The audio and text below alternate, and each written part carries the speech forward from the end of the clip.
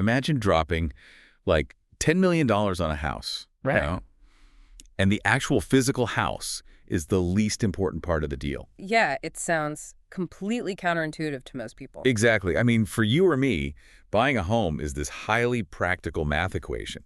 You check the commute, you count the bedrooms, you verify the roof isn't caving in. Right, you make sure the neighborhood is decently quiet, you're buying shelter. But when you step into the world of ultra-luxury mountain real estate, that entire practical checklist just gets thrown right out the window. Right. Today, we're taking you on a deep dive into a market where you aren't really buying walls and a roof. No, you're buying invisible access. You are buying into an alpine dynasty, essentially. It's wild. Welcome to the deep dive, everyone. Today, we are taking you on a really fascinating exploration into a world most people, only ever get to see for a few days on vacation. If that, it's a very guarded world. Right.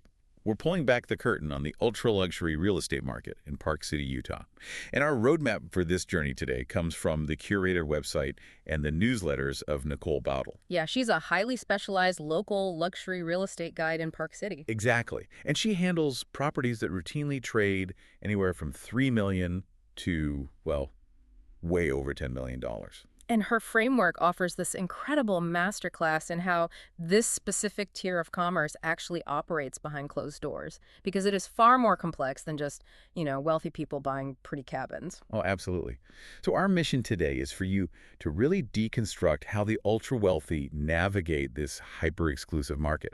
We're going to uncover the hidden dynamics, the micro markets, and the strategy required to buy into a legacy alpine lifestyle. It requires a lot of strategy. Okay, let's unpack this. How on earth can a single snowy mountain town have so many radically different, rigidly defined versions of luxury? Well, what's fascinating here is that from the outside, a ski town looks like a monolith, right? You see mountains, you see snow, you see ski lifts. Yeah, it all looks like one big resort. Exactly. But beneath that surface, the Park City ecosystem is driven by entirely distinct, often conflicting buyer psychologies. Conflicting how? Well, every zip code, every little enclave is engineered to cater to a very particular set of values. It's not about square footage.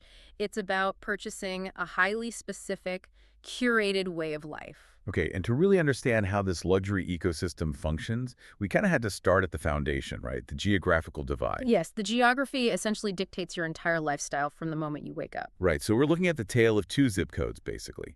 You've got 84060 and 84098. That is the first and most critical fork in the road for any buyer. Let's look at the 84060 zip code first. Right. This is within the actual Park City limits. Right, the heart of the town. Yeah. We're talking about legacy neighborhoods, places like Park Meadows, Taines Canyon, and historic Old Town. When you buy into 84060, you're buying into mature landscapes, you're buying proximity to Main Street. Right. Imagine walking out of your historic home in the snow, just strolling down the street to like a culinary pop-up, or walking to a local coffee roaster. It's all about historic charm. But with refined luxury woven in, you're opting into the town's existing heartbeat. Yeah, but you're also choosing a bit of friction, right? Exactly. It's a charming friction, but it's friction. You have close neighbors, you have town traffic, you have snowplows rumbling by your mining-era home at 5 a.m. But for this specific buyer, that's exactly what they want. They want to be part of the fabric of a quintessential ski town. Right. But then you cross over into the 84098 zip code, the Snyderville Basin, and the entire psychology shifts. Completely shifts. This area encompasses places like Silver Springs, Jeremy Ranch, and these expansive private clubs. The footprint is totally different here. Yeah, here you're looking at newer construction, sprawling private estates, and these massive panoramic mountain views where, you might not even see your closest neighbor. The density is entirely different. If 84060 is about integration, 84098 is about creating your own sovereign territory, basically. The way I was picturing this for you while looking at the sources, it's like choosing between two incredibly high-end watches. Oh, that's a good way to look at it. Right. So buying into 84060, the town limits, is like buying a vintage mechanical watch. It has incredible legacy, it has history, and the intricate gears of the town are part of the charm. But it requires winding. You have to actively engage with it. Exactly. But buying into 84098, the Basin, is like buying a state-of-the-art custom-built smartwatch. It has massive footprint, expansive utility, and you essentially build your own self-contained world from scratch. That is a highly functional analogy. The mechanics behind that choice reveal exactly how the buyer values their physical Yeah, space. they want the amenities to come to them. Precisely. The 84098 buyer wants sprawling privacy. They want the expansive view without the hustle and noise of Main Street. So imagine you've just landed in Utah. Do you want to walk out your front door and go to an art walk? Or do you want to drive through a private gate where your nearest neighbor is 3 acres away? That single choice dictates a multi-million-dollar difference in where you plant your flag. It's huge. Yeah. But once a buyer figures out if they are a vintage watch or a smartwatch kind of person, a whole new layer of complexity drops in. Ski access. Ah, yes. Ski access is the ultimate undeniable currency in this ecosystem. It really is. How you access the snow fundamentally defines your status, your property value, and just your daily life. Yeah. And the hierarchy here is incredibly rigid. Oh, absolutely. Take Deer Valley, for example. Right, let's zoom in on the micro-universes of Deer Valley. It's not just a mountain, it's this vertical hierarchy broken into 5 distinct zones. Starting at base? Yeah, Lower Deer Valley, or Snow Park. It's a mix of refined residences, great in-town proximity, but as you move vertically up the mountain, the exclusivity scales dramatically. Because you're paying for gravity, essentially. Huh. Paying for gravity. I love that.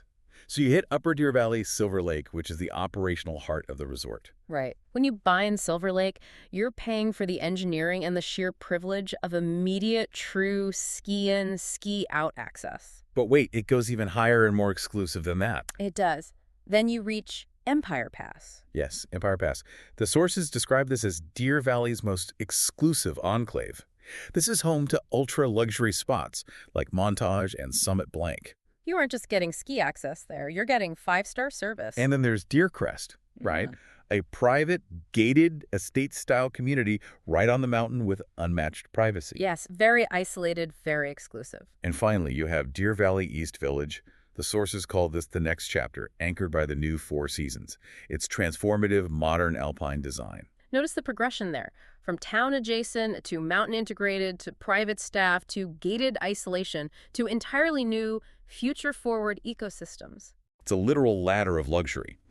But, okay, if Empire Pass is for the buyer who wants 5-star staff and quiet isolation, what about the buyer who wants the energy of a resort but none of the long-term commitment? That brings us to Canyons Village.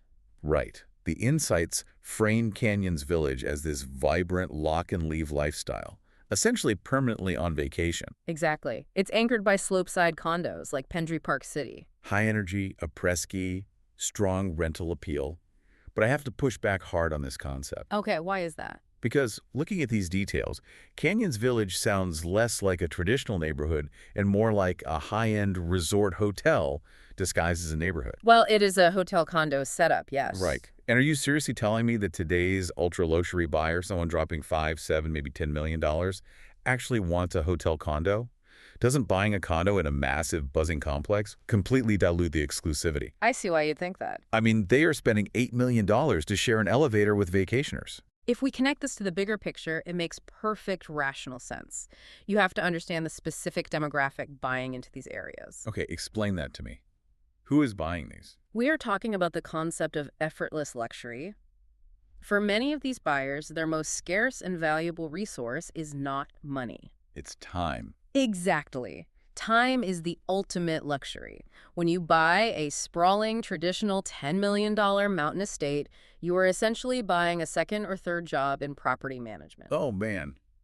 Yeah, I didn't think about that. You have to worry about the driveway freezing. The roof holding up under snow loads, the landscaping, the security systems. Unless you hire a full-time, year-round staff, it's a massive burden. Precisely. Areas like Canyons Village or the branded residences in Empire Pass, they cater to global nomads, people who might have homes in London, Aspen, and St. Bart's. So they want the benefits of a premier mountain estate, but with zero friction. Yes.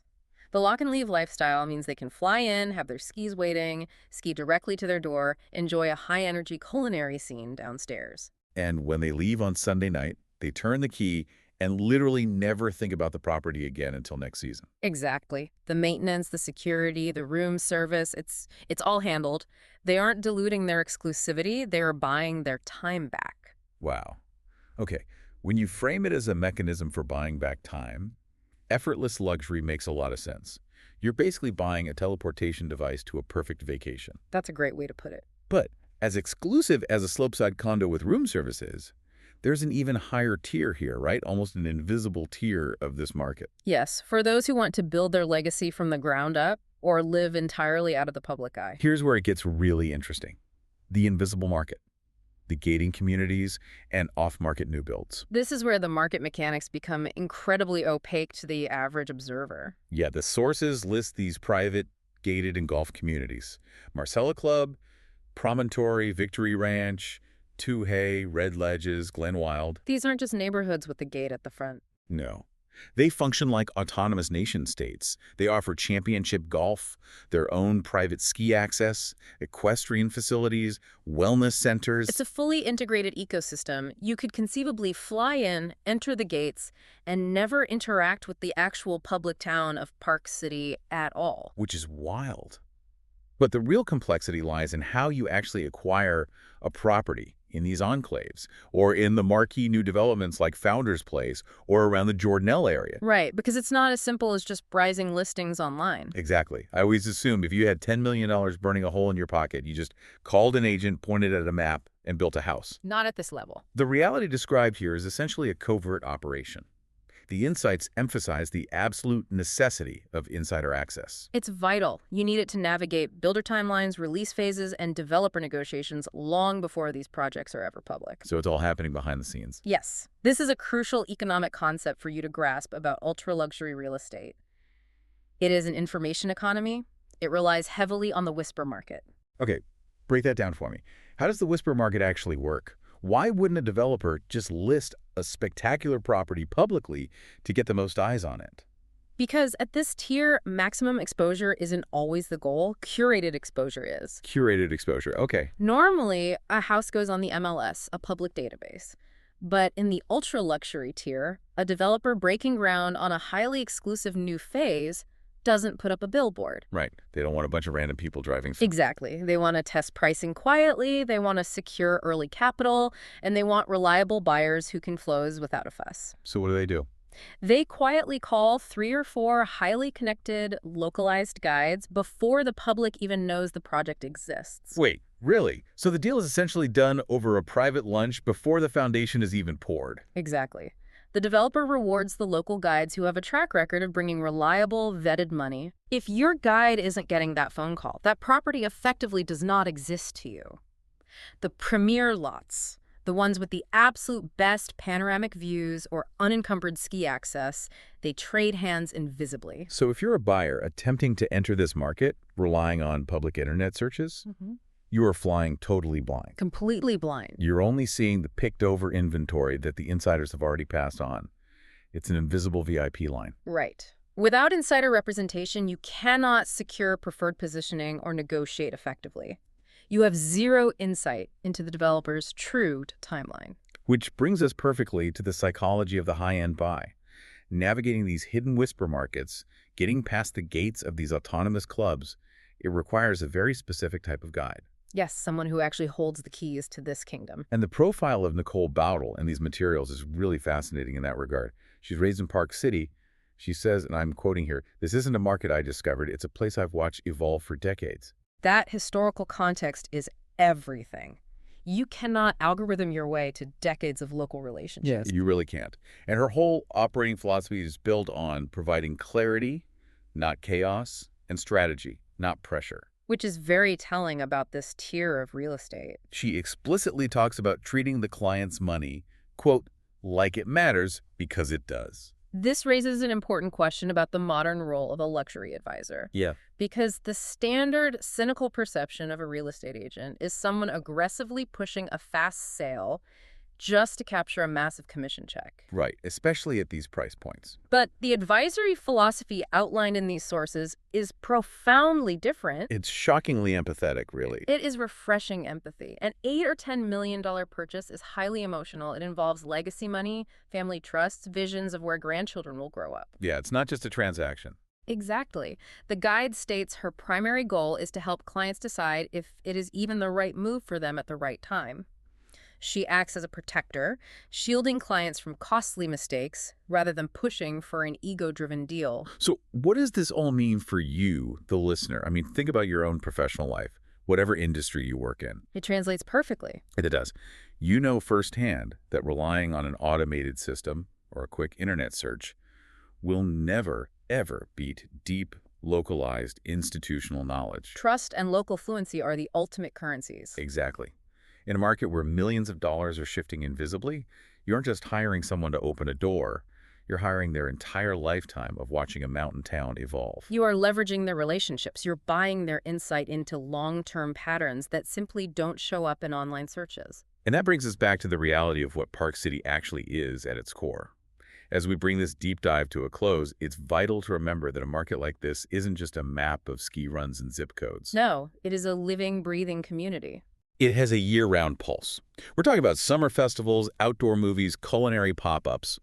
Buying into Park City means navigating a complex web of historic legacy and hyperlocal nuance. It's about finding exactly where your personal psychology fits into that grand ecosystem. Perfectly said. But as that ecosystem aggressively evolves, it leaves us with something critical to consider. Yes, the future of the town itself. Right. We discussed the massive future forward developments, specifically the new Four Seasons in Deer Valley East Village. It's going to be a transformative development. As these modern, ultra-luxury lock-and-leave hubs continue to expand, bringing thousands of new global nomads and literally transforming the geography of the mountain. Here's a thought to leave you with. How will that scale of development fundamentally alter the historic, intimate charm that made Park City so desirable to the world in the very first place? It's a huge question. It really is. The balance between growth and legacy is always fragile. Well, thank you so much for joining us on this deep dive into the architecture of an alpine legacy. We'll see you next time.